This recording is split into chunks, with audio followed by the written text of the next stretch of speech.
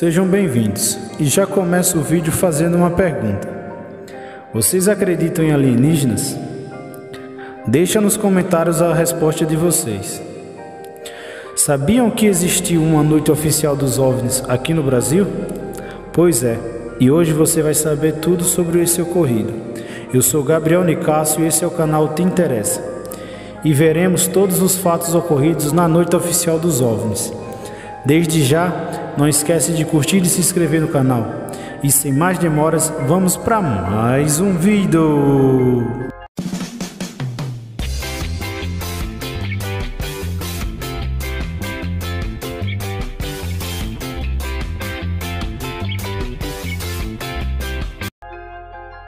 Noite Oficial dos OVNIs. Foi um episódio sucedido em 19 de maio de 1986, quando vários objetos voadores não identificados invadiram o espaço aéreo brasileiro. Fato ocorreu na noite de 18 de maio de 1986, prolongando-se até a madrugada do dia 19.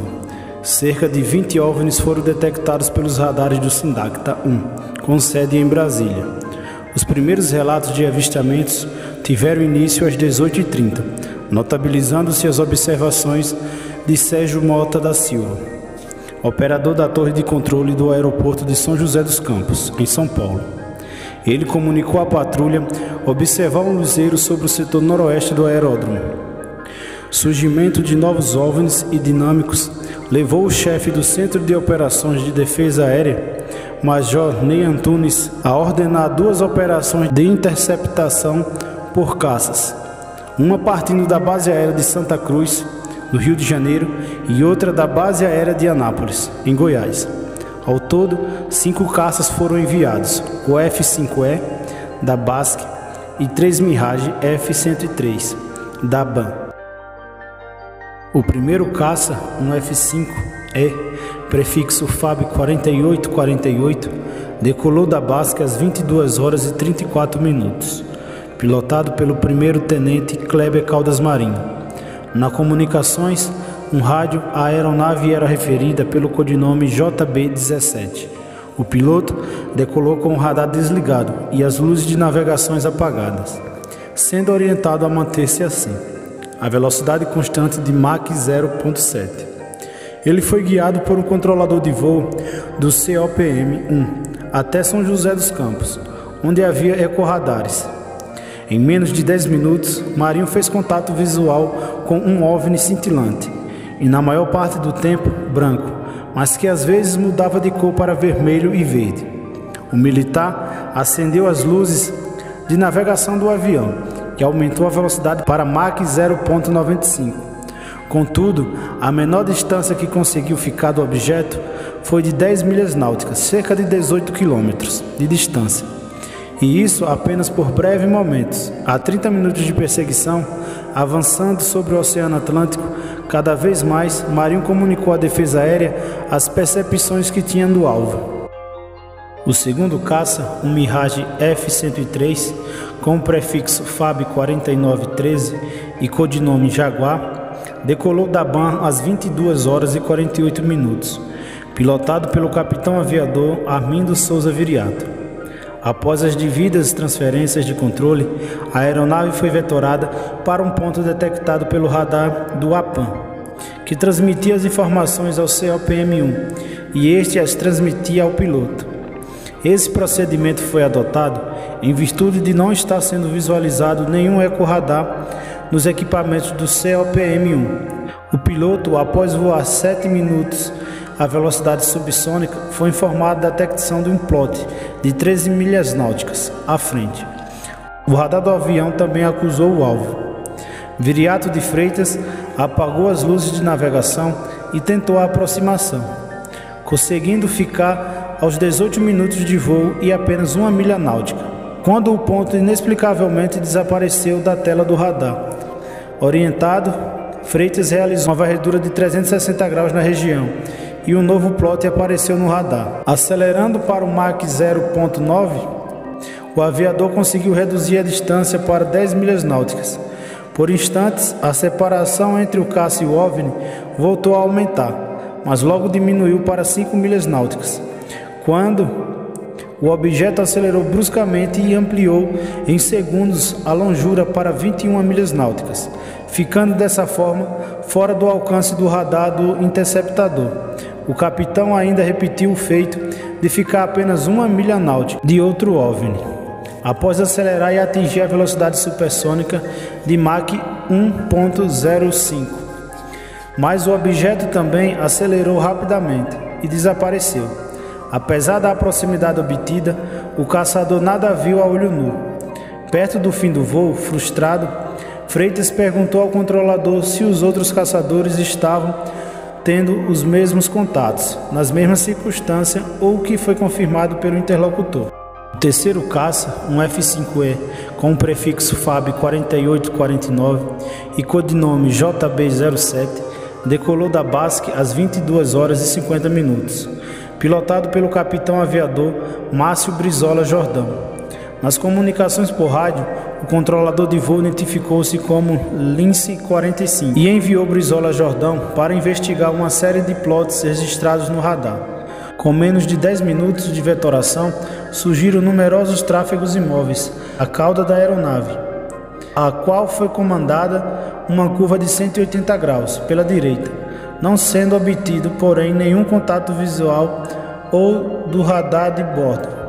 As buscas foram feitas inicialmente em Santa Cruz e depois em São José dos Campos, sem que nada de anormal fosse observado pelo piloto. Apesar da noite clara, sem nuvens e com uma lua cheia, as detecções eram intermitentes e simplesmente desapareciam com a aproximação do caça ao local indicado. Após meia hora de voo, o capitão notou uma luz vermelha ao longe, a menor altitude próxima de São José dos Campos. O controlador confirmou a detecção. Jordão tentou então chegar perto, mas o plot sumiu do radar e a luz apagou momentos depois. Quase imediatamente ele viu outras luzes, uma fixa e outra piscando, de cor branca, mas concluiu serem luzeiros provenientes de uma estação de solo, provida de algumas antenas altas equipadas com 2 lâmpadas anticolisão. No sul de São José dos Campos, o aviador adentrou na zona mais sujeita a detecções de plots, e o radar de bordo passou a apresentar uma série de riscos no escopo, conforme informou o controlador. Na tela do radar aparecem os riscos trajados assim, meio em diagonal. Não é normal assim. O problema persistiu até o avião sair da zona mencionada. Pouco depois, conforme consignou em parte lavrada em Santa Cruz, no dia 28 de 1986, Jordão avistou uma luz vermelha na linha do horizonte, no sentido do mar. Comunicou à defesa aérea e ao controlador confirmou o contato, instruindo-a a tentar interceptação, o que foi feito sem sucesso. Por estar com o combustível começando a escassear, Jordão retornou para Santa Cruz, pousando às 00h05 do dia 20 de maio.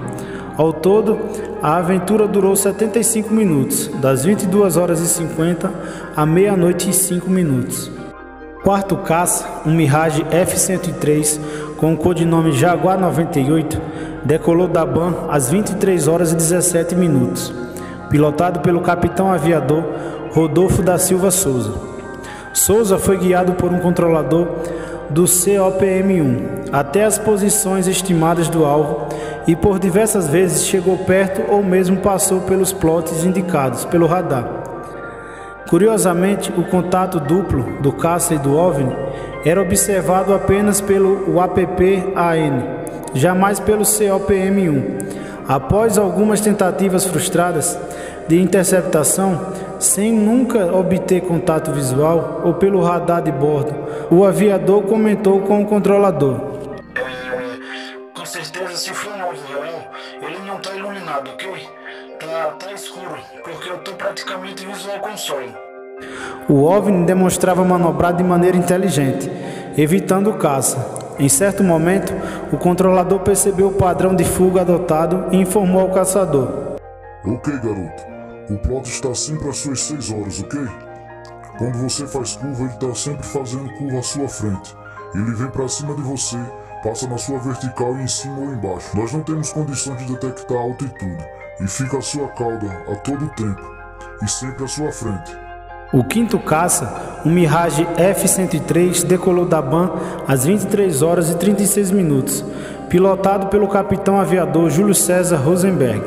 Por 3 vezes, Rosenberg foi deslocado para interceptar um alvo que estava evoluindo nas proximidades da BAM.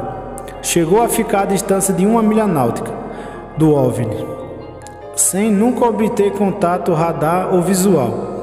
O voo durou ao todo 54 minutos, das 23 horas e 36 minutos do dia 19 de maio à meia-noite do dia seguinte.